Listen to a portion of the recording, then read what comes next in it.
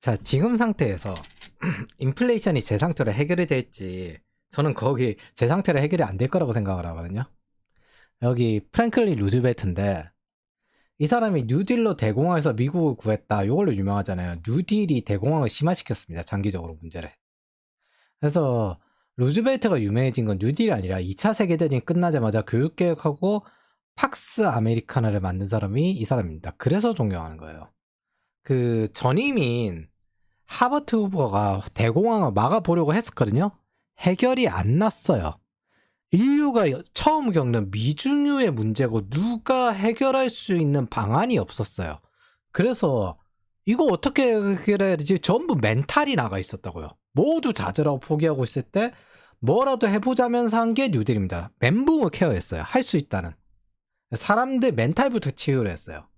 두 번째는 이 당시가 도금시대 끝난 지가 얼마 안 됐거든요. 그 트러스트 있고 그러는 자유방임주의였는데 미국에서 사회보장 제도에 관한 기본적인 사회 서비스를 자본주의에 도입했습니다. 그 전에 이거 복지하면은 그 공산주의 아니야? 했는데 자본주의의 적절한 복지는 오히려 매트릭스가 돼서 성장하는구나.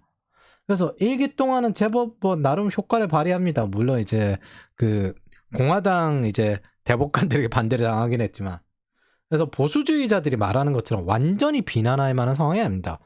이게 이 당시 관점으로 생각해야 돼요. 완전 인류 최초의 미중유의 문제였고 누구도 이것에 대한 해결책을 제대로 제시하지 못했습니다. 사실 케인즈주의를 도입한 게 아니에요.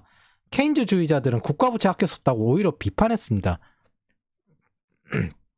루즈벨트는 국가부채를 적절하게 조절을 했거든요. 크게 깨지지 않는 정도의 시도를 했고 팍스 아메리카나를 이분이 정착을 시킨 거죠. 이때부터 무너지던 많은 산업을 회생을 시켰어요. 이 회생을 시켰고 이때 이제 은행 도움도 받았는데 그게 JP모건입니다. 그래서 요때 더 커서 부자가 되었다고 맨날 이렇게 이야기하는데 그 잘나빠진 케인즈주의자들은 케인즈가 한 말을 여기서는 숨겨요. 시장이 폭락하여 바닥이 쳤을 때도 여전히 주식을 보유하는 것에 대해서 부끄러워하지 않습니다.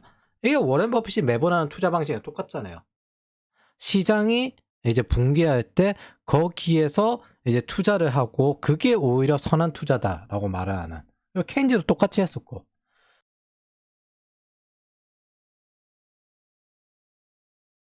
그래서 이 뉴딜은 결국 대공황을 극복해내진 못했지만 멘탈을 케어했다고. 오히려 2차 공황으로 침하됐습니다.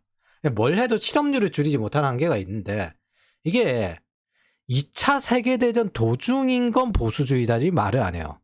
대공황은 1929년부터 시작되었고 루즈벨트는 1933년 24.9%에서 시작을 했다고요. 앞에서 공화당 보수계통의 하버트 후보가 어떻게든 이거 막아보려고 했는데 최악의 상태에서 시작을 했고 거기에 대법관들이 공화당 출신이라서 이거 절로 지지하지도 않았습니다. 그런데 2차 세계대전까지 겪으면서 양면 전쟁하면서 이걸 케어해냈다고요. 멘탈도 다 나간 상황에서. 1945년에 전쟁이 끝났는데 1941년에 일본이랑 싸우고 독일이랑 싸우면서 해낸 게 이 뉴딜이에요. 그러니까 딱 필요한 것만 기억하시면 됩니다. 단기적으로 효과가 있었다. 그리고 장기적으로 한계가 있었다. 그리고 미리 말하지만은 이때 뉴딜로 기업들 못 살렸으면 2차 세계대전 못 치렀습니다. 저 산업을 망하지 않게 함으로써 저 산업에서 나오는 생산물들로 전쟁을 수행할 수 있게 되었어요. 그러니까 케인즈는 예전부터 딱 정확해요. 전쟁하기 딱 좋은 거죠.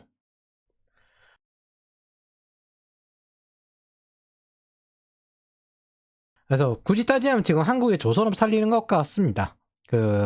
거제도를 완전히 GDP를 날려버리는 것보다는 그 지역 자영업도 있고 하니까 그렇게 살리는 게 나으니까 큰 기업 하나 사라지면 해당 지역의 자영업자들도 같이 죽습니다.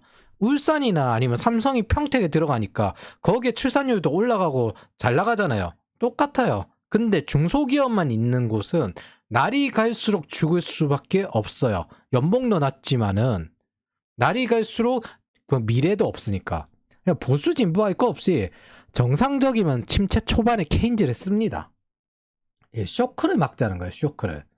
호황기에는 솔직히 죽든 말든 상관없어요. 이제 뭐 특히 그 국가 기반 산업이나 절대 망하면 안 되는 지정한 전략 산업 이런 게 아니면은. 근데 조선업은 경쟁자가 일본, 중국이라 뺏기는 것보다는 자국에 살리는 게 나은 경향이 있습니다. 이거 망가뜨리려는 사람이 한 명 있긴 했었는데. 그리고 기껏 겨우 살아나려고 하니까 숟가락 얹는 그 어떤 사람이 한 명 있긴 했었는데. 어쨌든 저는 지금 현재 조선업 살리는 이번 정부에 꽤 동의하는 편입니다. 그리고 레이건노믹스 폴볼커 대공황 때처럼 스태그플레이션도 경제학에서 이 당시 때 처음 보는 현상이었거든요. 그러니까 이 당시에도 모두 가설일 뿐이었어요. 이때 이 두 분이 세상을 구했죠. 네. 단 1년 만에 연준에 개입하지 않고 10년간 끌어왔던 스태그플레이션의 인플레이션부터 낮춥니다. 이 앞에서 뭘 했냐면은 막 통계 조작하고 그랬거든요. 아, 우리 잘 되고 있습니다. 근데 현실은 개판이잖아요. 앞에 아서번즈 있었고 닉슨이든가 어쨌든 있었고. 그래서 침체 후에 구제금융 시작해서 실업률을 낮춥니다. 자, 레이건노믹스 폴볼커 대공황처럼 스태그플레이션도 이 당시에 경제학에서 처음 보는 현상이었습니다. 케인즈주의가 1950년에서 1960년 이때에 골디락스 경제를 만들었어요. 근데 72년에 스태그플레이션이 터집니다. 이게 이때는 모두 가설일 뿐이에요. 이게 왜 안 되지? 기존에 속하던 경제 시스템이 안 돌아가요. 이건 무슨 뜻이다? 새 경제 시스템을 처음부터 세팅을 해야 된다는 거예요. 이때 이 두 분이 세상을 구합니다. 사실상 한국이 이 두 분이 설계한 통화주의와 공급주의 그렇게 해서 세계화를 통해서 이렇게 컸기 때문에 사실 우리나라 입장에서는 되게 감사한 분들이죠. 그래서 단 1년 만에 연준에 개입하지 않고 10년간 끌어왔던 스태그플레이션의 인플레이션부터 먼저 낮춥니다. 인플레이션 파이터였거든요.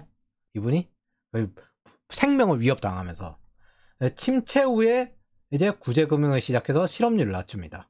근데 적절한 통화량 조정과 공급주의 이쪽이 이제 공급을 하고 통화량을 조절하고 서비스 공급은 실업률을 낮춥니다. 구제금융을 했으니까 이제 실업률을 뒤늦게 낮추는 거죠. 인플레이션을 먼저 잡고 실업률을 낮추는 거예요. 그래서 혹독한 시련을 겪었는데 장기화된 인플레이션보다 훨씬 나았어요.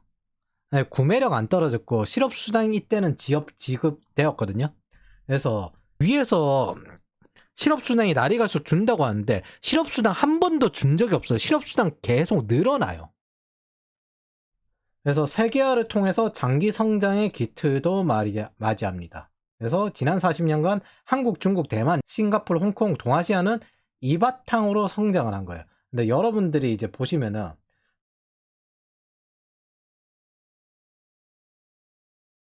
1972년에 스태그플레이션이 시작이 되었고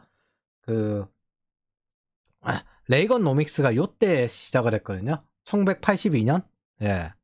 82년에 시작을 했는데 실업률이 8%, 인플레이션이 8%인데 인플레이션을 3%까지 한 1년 만에 잘라버립니다.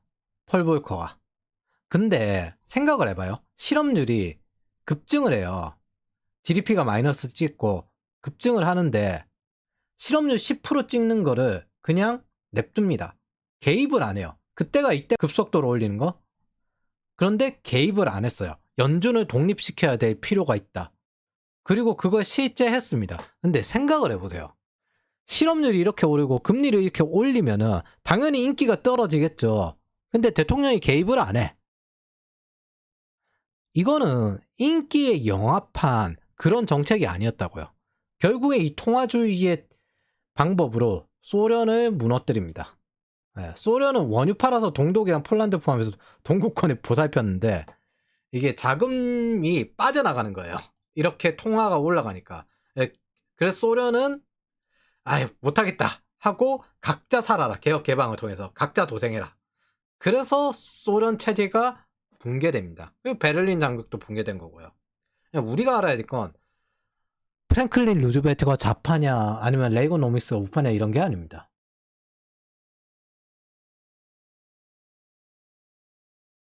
프랭클린 루즈벨트는 전쟁을 겪으면서 자본주의 국가에서 가장 비판받을 행위를 했어요. 그 당시 관점으로 봐야 돼요. 자유방임주의가 메인 주류 경제 시스템이었는데 그때 사회보장제도를 실행했습니다. 그리고 모두 좌절에 빠져가지고 멘탈이 나갔을 때 희망을 주면서도 전쟁까지 하면서 이겼어요. 이거 양면 전쟁이거든요. 심지어 일본이랑 유럽. 그래서 팍스 아메리카나에 기반을 만듭니다. 게임해도 팀 프로젝트 해도 우리는 할 수 없다 이런 자신감 있고 포기해버리는 게 얼마나 심각한 건지 여러분들도 알 겁니다. 이 당시가 그랬다고요. 뭐 어떻게 되겠어? 지금 현재 청년들 다 포기하고 그냥 취업 활동도 안 하고 놀아요. 이런 거랑 같은 거예요. 경제학에서는 이게 뭐라고 하냐면 시장의 심리가 떨어지면 잠재 성장률이 떨어진다라고 표현합니다. 이건 작은 팀이나 국가도 똑같아요. 뱅크론도 겁나서 다시 생기는 거잖아요. SVB처럼 150조 이틀 만에 빠지면 어떤 은행도 못 살아납니다. 뱅크론도 똑같이 심리 문제예요. 대신 이제 이걸 너무 오랜 기간 유지하다 보니까 공황이 더 심화되었죠. 근데 그래도 일단 사람들 포기하지 않게 만들었고, 이 당시에는 주류 경제 시스템이 바뀌는 시기였기 때문에 어떤 가설이 없었어요. 그래서 일단 할 수 있는 거 최대한 해본 겁니다. 그러니까 당연히 이런 문제도 있을 수 있죠. 이거를 뭐 좌파라서 오래 끌었느니 뭐니 이렇게 비판할 게 아니라 가장 그 시대에 비판받는 행위를 하고 가장 인기가 없을 행위를 했다라는 걸 기억을 해야 됩니다. 그래서 산업 기반이 무너지는 걸 막았습니다. 그게 2차 세계대전의 승전에 도움이 되었고 양면 전쟁하면서 해낸 성과를 거두고 1차 팍스 아메리카나를 만들어냅니다. 이 인기가 떨어지고 나서 그래서 의회에서 공화당 주도로 되어가지고 2차 때 뉴딜은 좀 힘들었다고요. 더. 그리고 반대로 로널드 레이건은 정부 정책과 복지가 가득할 때 주류 케인즈에서 가장 비판받은, 이 당시의 경제 시스템은 오히려 케인즈예요. 그러니까 가장 비판받으며 인기가 떨어질 행위를 합니다.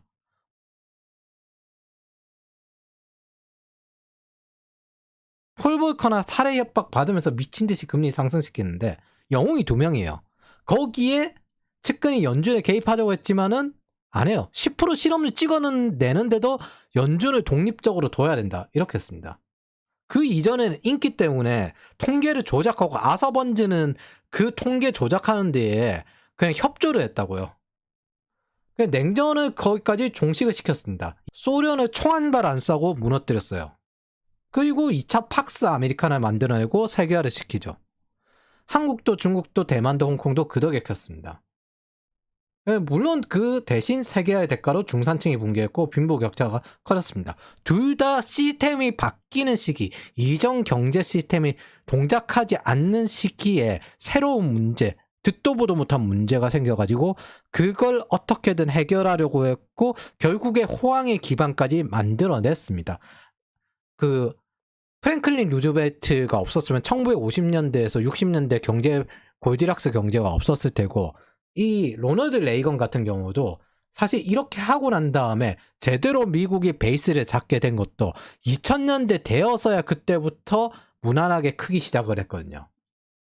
물론 저야 계층 이전이 다 되어서 신흥부자도 탄생하고 제야 서비스 기술 발전으로 더 다양해져서 좋다고 생각하지만 이때 중산층이 붕괴한 것도 있죠. 적응하지 못. 그게 현재 지금의 디트로이트 힐빌리들의 베이스죠. 그때 이제 무너지신 분들이 이거예요. 그래서 미국 자동차 산업이 무너진 배경이 거기입니다. 그래서 이 사람들이 존중받는 건 당시 인류사의 경제 시스템에서 미중유의 사태예요. 근데 그때 가장 필요한 행위를 하려고 했고, 그 앞선 사람들은 정치적인 인기에 야합을 해서 어떻게든 조작도 하고 별의별 이상한 짓거리를 했단 말이에요. 정치적 인기를 완전히 포기하는 행위였습니다. 이 사람들이 그 당시에 했을 때는. 이걸 기억을 해야 돼요. 그래서 권력 욕과는 완전히 정반대되는 행위를 했어요.